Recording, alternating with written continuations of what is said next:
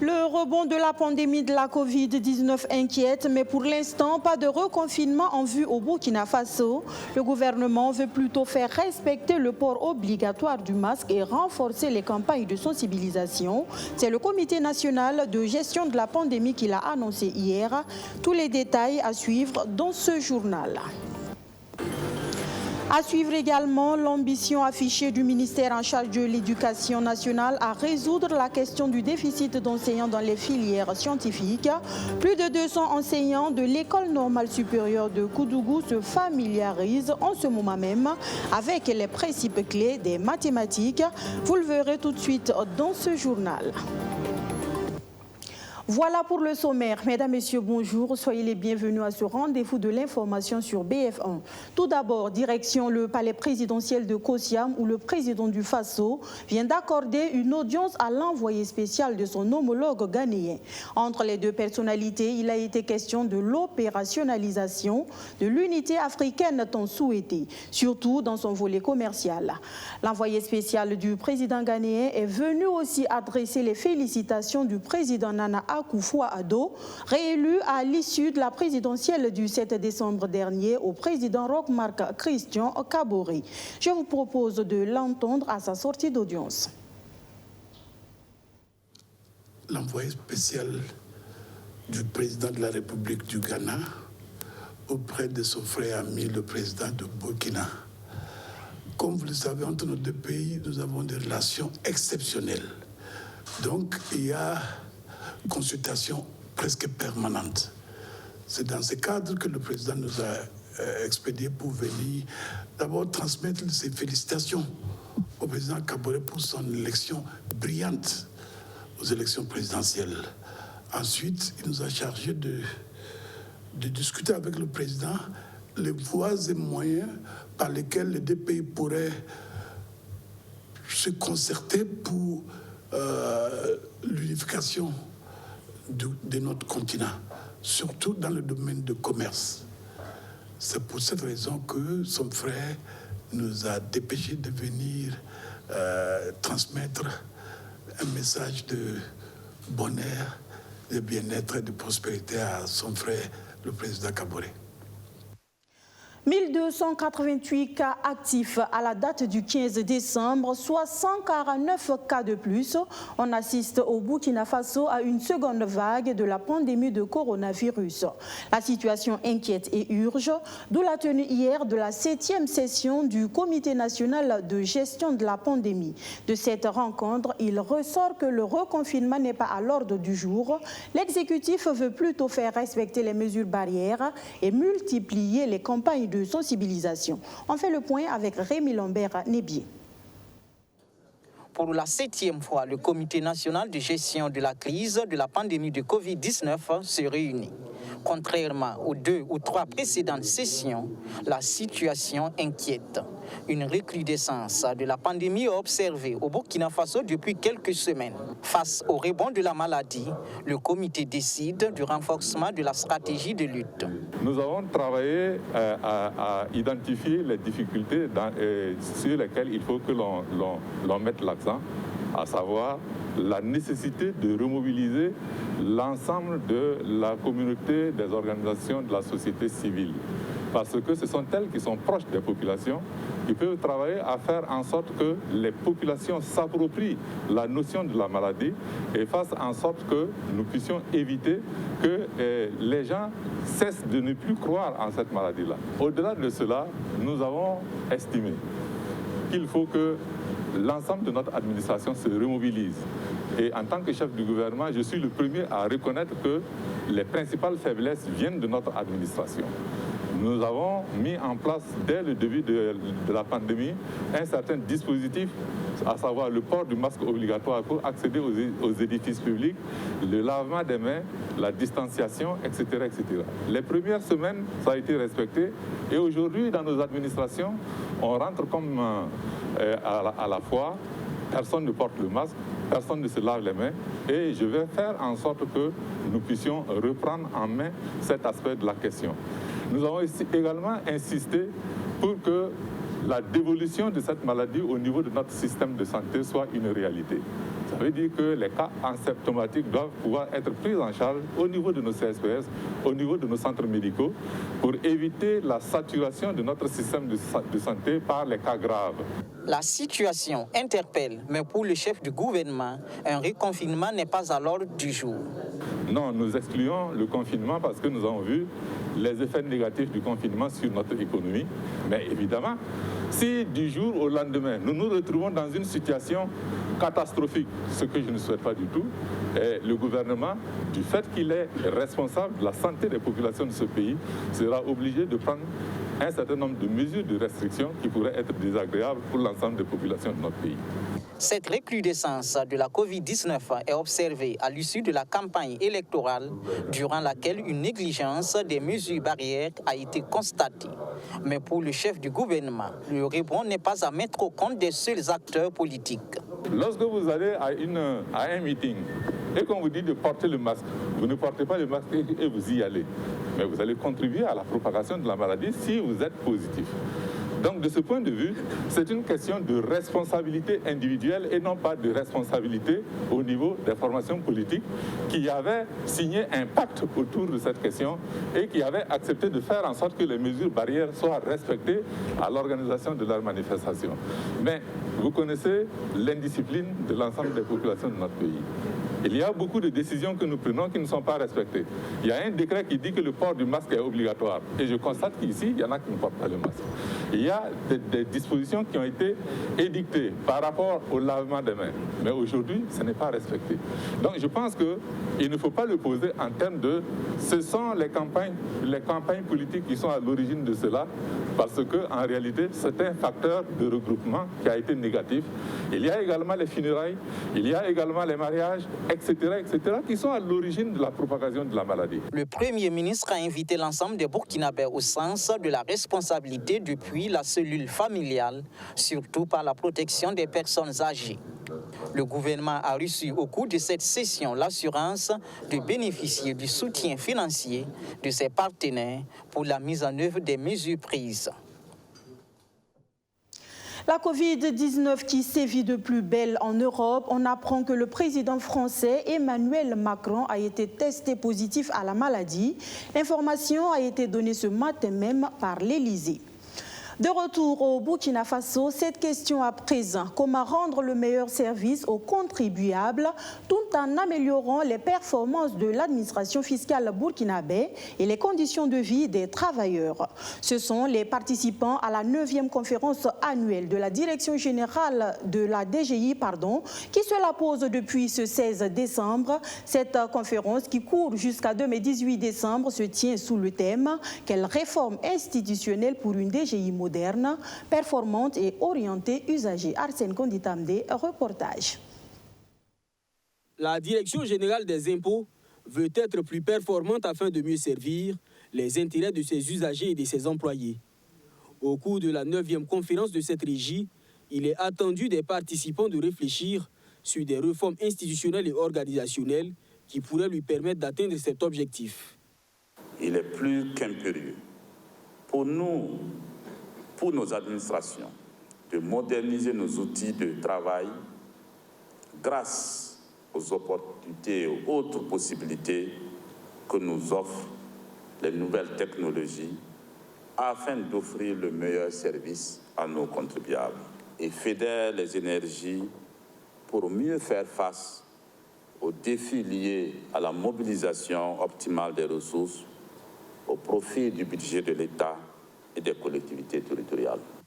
Cette 9e conférence s'inscrit dans la vision du plan stratégique 2017-2021 de la Direction générale des impôts.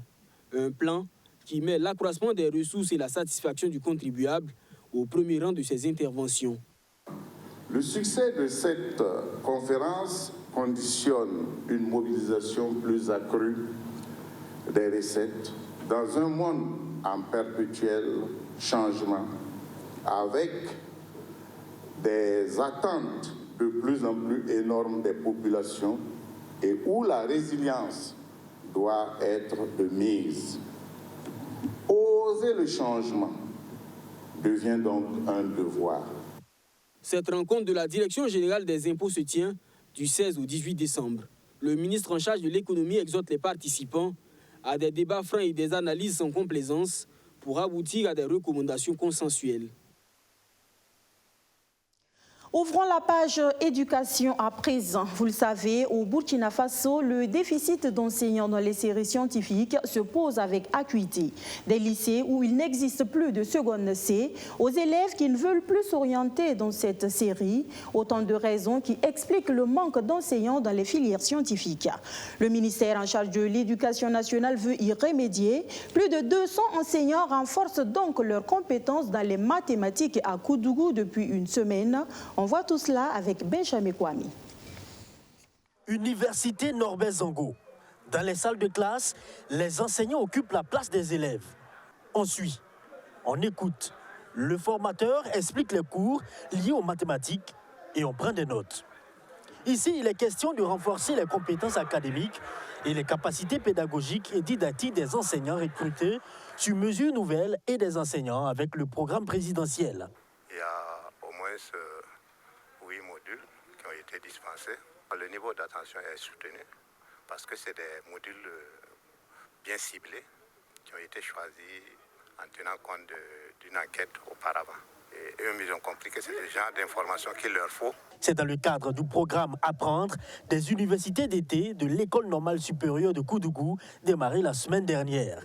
Le ministère de l'Éducation, venu apporter encouragement aux enseignants, explique le bien fondé des maths, mais aussi les raisons du déficit d'enseignants dans les sciences. On arrive à des situations où des lycées comme le Zenda, le plus grand lycée du Burkina, on a dû fermer par moment les classes de première C parce qu'il n'y a pas d'élèves qui voulaient partir là-bas.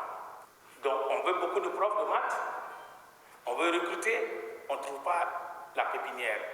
On veut augmenter la pépinière, il n'y a pas suffisamment de profs pour le faire. Maintenant, les modules que vous êtes en train de faire, c'est pour vous outiller, en principe, pour que vous puissiez être à l'aise dans toutes les classes.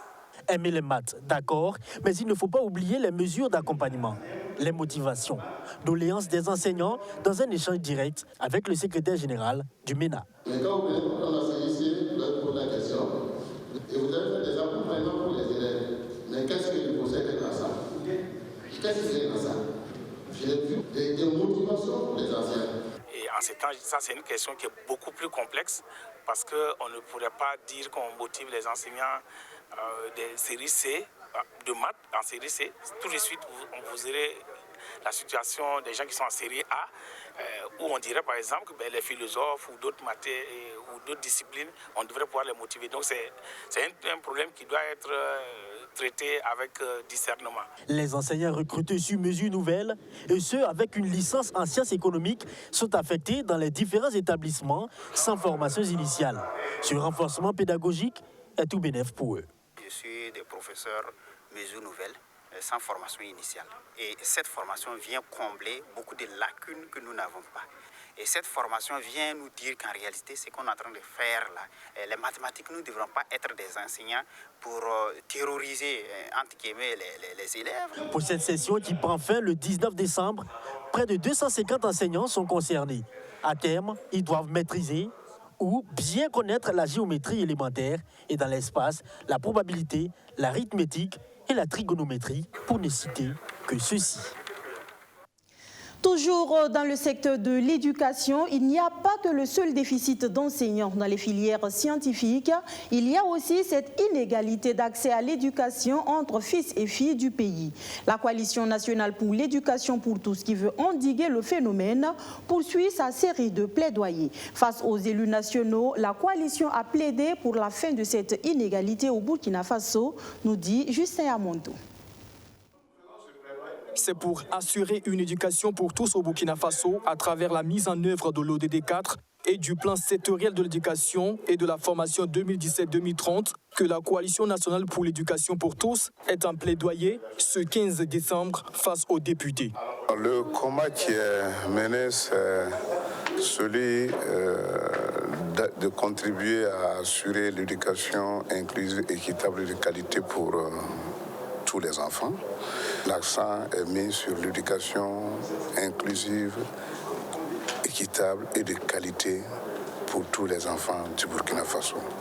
En réalité, c'est cet objectif qui conduit le monde entier, parce que tous les pays du monde ont souscrit à cet objectif qui est d'assurer l'éducation de qualité sur un pied d'égalité pour tous les enfants, filles comme garçons. Selon ces députés présents à ce plaidoyer, l'éducation pour tous les fils et filles burkinabés, plus précisément dans la région de l'Est et du Sahel, mérite une attention particulière. Dans tous les cas, il va falloir adapter l'enseignement à notre contexte de Burkina Faso pour que tout puisse aller au mieux, et également adapter la scolarisation aux situations de crise que nous vivons, parce qu'il a été surtout question de l'Est et du Sahel, où en tout cas les enfants connaissent de grosses difficultés pour aller à l'école. Donc il faut adapter. Pour ces acteurs de l'éducation, le combat pour promouvoir l'éducation inclusive est primordial pour être au même niveau que d'autres pays africains comme le Rwanda, qui ont déjà réduit les inégalités et l'alphabétisme. Au bureau burkinabé du droit d'auteur, l'on veut renforcer la confiance entre le BBDA et les utilisateurs d'œuvres de l'esprit pour assurer leur intégrité dans le cadre de l'accomplissement de leur mission de collecte. 7 agents de collecte et de perception de la Direction générale de l'Ouest du BBDA ont prêté serment devant le président du tribunal de grande instance de Bobo-Dioulasso. C'était hier en présence de Soto Justin Dabiré. Je jure de fidèlement et loyalement remplir mes fonctions d'agent chargé du recouvrement des dépenses et de la constatation des opérations aux droits d'auteur et droits voisins, de ne rien révéler et utiliser ce qui sera porté à ma connaissance à l'occasion de l'exercice de mes fonctions. C'est le serment sur lequel ont juré les 7 agents de collecte et de perception de la Direction générale de l'Ouest du bureau burkinabé du droit d'auteur BBDA. Désormais détenteurs d'un manteau légal, ces agents assermentés espèrent renforcer la confiance entre le BBDA et les utilisateurs d'œuvres de l'esprit. Nous savons qu'à présent, nous avons la loi avec nous. Donc, dès que nous allons sur le terrain, nous savons que nous avons désormais une protection juridique qui va faciliter notre tâche. Et on espère aussi qu'avec cette prestation de serment, nous allons avoir la confiance des utilisateurs qui sauront que nous travaillons sur la couve d'une loi et que nous avons juré de bien faire notre travail. Et en ce moment, ils pourront également être plus accessibles au paiement des redevances de droits d'auteur. Pour le directeur général du bureau burkinabé du droit d'auteur, ces 7 agents collecteurs et percepteurs du BBDA ont prêté serment pour la mise en œuvre de la loi 048 du 12 décembre 2019 portant assermentation. Une loi qui leur permettra de renforcer leurs capacités et d'avoir une protection juridique afin d'exercer en toute quiétude leurs fonctions respectives. La loi ayant prévu ce mécanisme, il fallait donc travailler à sa mise en œuvre en adressant donc des correspondances aux 2 tribunaux du Burkina Faso, notamment le tribunal de grande instance de Ouagadougou et celui de Bobo-Dioulasso. Et Bobo-Dioulasso a été très rapide en termes de réaction et c'est ce qui a permis aujourd'hui de faire cette cérémonie d'assermentation qui permet, j'ai envie de dire, de renforcer non seulement les capacités de nos agents de collecte et de perception, mais également de leur remettre, j'ai envie de dire, ce manteau légal avec lesquels ils pourront donc désormais exercer en toute quiétude. Le président du tribunal de grande instance de Bobo-Dioulasso et le procureur du Faso, avant de féliciter les 7 agents de collecte et de perception de la Direction générale de l'Ouest du bureau burkinabé de droits d'auteur BBDA, les ont invités au respect de la formule du serment qu'ils ont prêté. Une formule qui les impose, selon le procureur du Faso, d'exercer leurs fonctions avec conscience, loyauté et probité. Dans la lutte contre le terrorisme, l'État burkinabé peut continuer de compter sur la France. L'ambassade de France au Burkina Faso a procédé ce week-end à la remise d'un aéronef Tetra 260 à l'armée de l'air burkinabé. Cet appareil permettra justement de renforcer la capacité opérationnelle de nos forces de défense et de sécurité dans la lutte contre l'idée terroriste. Soto Justin Dabiré, témoin de la remise, nous en dit plus. C'est un aéronef léger doté d'un moteur de 100 chevaux qui peut voler pendant 8 heures que la France remet à l'armée de l'air burkinabé dans le cadre de la coopération militaire entre les 2 pays. Selon le chef d'état-major de l'armée de l'air, cet appareil permettra à l'armée de renforcer sa capacité opérationnelle et d'avoir une bonne capacité d'observation dans le cadre de la lutte contre le terrorisme. Oui, pour nous, c'est toujours un sentiment de joie, de reconnaissance envers la partie française pour ce souci. Dans la présentation de l'appareil, vous avez vu ce que ça peut faire. Et pour nous, on en avait d'autres qui nous aident déjà dans la reconnaissance aérienne, dans les recherches et dans les escortes. Et pour nous, cet appareil viendra sans aucun doute, comme je l'ai dit dans mon discours, renforcer un peu nos capacités en matière de reconnaissance. En matière sécuritaire, vraiment, ça nous sera d'un grand apport. Pour l'ambassadeur de France au Burkina, ce don symbolise l'excellente coopération militaire entre la France et le Burkina Faso. Très heureux aujourd'hui de pouvoir remettre un de ces appareils qu'on remet de façon régulière finalement à l'armée de l'air burkinabé avec un instructeur français qui permet de rôder l'appareil, de former les pilotes burkinabés à l'utilisation de cet appareil. Vous avez pu voir qu'une des députées présentes a pu faire un vol de démonstration avec un pilote burkinabé qui a piloté l'appareil. Donc vraiment, on est très heureux de cette coopération opérationnelle qui permet de renforcer les capacités de l'armée de l'air burkinabé à travers ces appareils qui sont légers mais qui ont une grande autonomie. Je crois que ce sont des appareils rustiques, fiables, et qui permettent surtout d'avoir une belle capacité d'observation. Et donc, dans le cadre de la lutte antiterroriste... Le Tétra 260 est le 8e aéronef du genre que la France remet à l'armée nationale dans le cadre d'une coopération militaire. Selon l'ambassadeur de France au Burkina, des financements européens sont en train d'être mobilisés pour que 4 Tétras supplémentaires puissent être remis à l'armée burkinabé d'ici la fin de l'année 2021. Mesdames, Messieurs, voilà qui met fin à ce journal. Merci de l'avoir feuilleté en notre compagnie. À demain pour d'autres actualités. D'ici là, portez-vous bien et lavez-vous bien les mains. Bonsoir.